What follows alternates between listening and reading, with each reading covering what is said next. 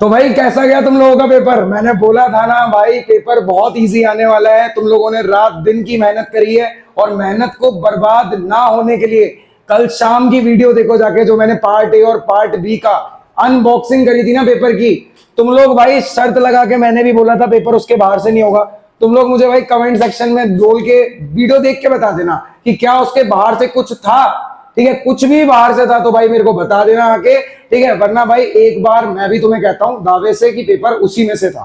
ठीक है, आधे से ज्यादा बच्चों को पता था कि पेपर उसी में से आएगा। जिसने मेरी वीडियो देखी थी ना भाई, उसका पेपर बहुत तगड़ा गया है। ठीक है, 80-90 प्लस कहीं नहीं गए। और भाई जो पढ़े हैं ना यहाँ पे, वो तो छू जाएंगे 100 तक, आराम से टच करके आएंगे।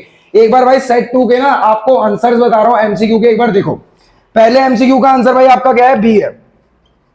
पहले एमसीक्यू का आंसर है भाई आपका बी। सेकंड, जिसमें organizing provide a clear description of job and related duties, this have to avoid confusion and duplication. भाई ये आपका इफेक्टिव एडमिनिस्ट्रेशन, मतलब आपका आंसर है ऑप्शन बी। उसके बाद आ जाते हैं भाई अगले एमसीक्यू पे। हाई इन्फ्लेशन, ले पहला वर्ड सुनते ही आंसर, इन्फ्लेशन वर्ड जहां आ जाए वो क्या हो जाता है? Economic environment, answer number D. उसके बाद आता है informal organization authority arise out of personal qualities. आपकी कुछ पर्सनल क्वालिटीज हैं जिसमें से अथॉरिटी क्या हो जाती है? अराइज हो जाती है। उसके बाद बात करें भाई fifth, which of the following statement is correct about personal selling. अगर मैं पर्सनल सेलिंग की बात करूं तो भाई इसका आंसर था भाई सी, ऑप्शन 1 सी इसका बिल्कुल सही है आपके लिए। Sadhana graduate of a reputed institute वाले क्वेश्चन का आंसर है मैनेजमेंट एज एन आर्ट, मतलब ऑप्शन नंबर ए। उसके बाद आ जाते हैं भाई क्वेश्चन नंबर 7 पे, जिसमें आपको मैच दिया होता प्रोडक्ट कंसेप्ट किससे रिलेटेड है, सेलिंग किससे रिलेटेड है, ये तो आप पढ़ के गए थे। इसका आंसर है भाई ऑप्शन नंबर डी। ठीक है, 7th का ऑप्शन है ऑप्शन नंबर डी। उसके बाद स्टेटमेंट 1 आपको regulation of take over bids का दिया हुआ है, और साथ में तुम्हें स्टेटमेंट 2 के बारे में दिया हुआ है। इसका आंसर है भाई ऑप्शन नंबर सी। 8th का आंसर है भाई ऑप्शन नंबर सी। उसके बाद आते हैं 9th पे, अल्फा ग्राफिक लिमिटेड वाले का आंसर भाई identifying threats and early warning signal, इसका है आंसर ऑप्शन नंबर बी। उसके बाद देखा जाए 10th, the risk related to inability of meet fixed financial charges, इसका आंसर है भाई फाइनेंशियल रिस्क। क्या आंसर है? Financial risk. नेक्स्ट बात करते हैं, Salim and Karim are good friends, they started a business of selling high quality seeds for growing organic vegetable, इसका है भाई सोशल एनवायरमेंट। क्या है इसका? 11th का सी, सोशल एनवायरमेंट। उसके बाद बात करते हैं 12th की, which of the following statement is correct with respect to exchange mechanism. Exchange mechanism में एटलीस्ट दोनों पार्टी के पास कुछ वैल्यूएबल होना चाहिए, वरना ये दोनों कुछ नहीं कर पाएंगे। तो इसका आंसर है भाई ऑप्शन नंबर डी। उसके बाद अगर हम 12th की बात करते हैं, विच of the following is not a protective function of security and exchange board of India, भाई इसका आंसर है डी। 13 का आंसर है भाई आंसर नंबर डी।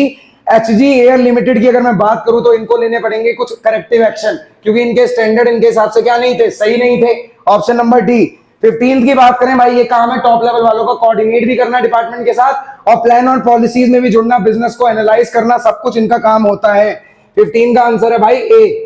उसके बाद बात करें, Shridhan wanted to purchase an electric car, electric car खरीदेगा, कस्टमर की बातचीत, कस्टमर से बातचीत बना के चलेगा बाद में भी, तो है आपका कस्टमर सपोर्ट सर्विसेज। उसके बाद आ जाते हैं भाई हम 17 पे, जिसकी प्रेस बनी हुई थी ना भाई, आप ही को प्रेस करना था किस पे? आईएसआई एगमार्क पे, तो इस पे जिसने प्रेस किया होगा उसका आंसर बिल्कुल सही होगा। 18 की बात करते हैं, जिसमें असर्शन एंड रीजनिंग आया आपका लार्जर द लीड टाइम वाला, और रीजन है इफ द रॉ मटेरियल वाला, भाई इसका आंसर है ऑप्शन नंबर डी। नेक्स्ट बात करते हैं भाई, हमारे पास है 19 क्वेश्चन, जिसमें असर्शन रीजनिंग है, coordination ensure unity of action और coordination act as a binding force, भाई इसका आंसर है ए। 19 का आंसर क्या है? ए।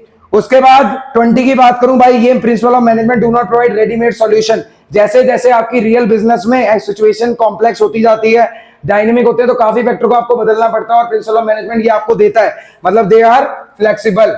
तो भाई देखा जाए ये आपके सेक्शन ए के आंसर है एमसीक्यू के, और मैं तुम्हें ये भी बता दूं 90% एक्यूरेसी मिलेगी आपको इन आंसर की में। लेकिन जब बोर्ड की आंसर की आएगी तो देख लेना, कुछ आंसर के, कुछ क्वेश्चन के 2 आंसर भी लिखे होते हैं, और में तो दोनों बच्चों ने कोई भी लिखा होगा तो उसको सही मिलेगा। कुछ क्वेश्चन में दिक्कत रह सकती है, जैसे यहां से भी आपको एक क्वेश्चन मिलेगा, इधर का एक क्वेश्चन मिलेगा, 1-2, बाकी सारे एक्यूरेट है।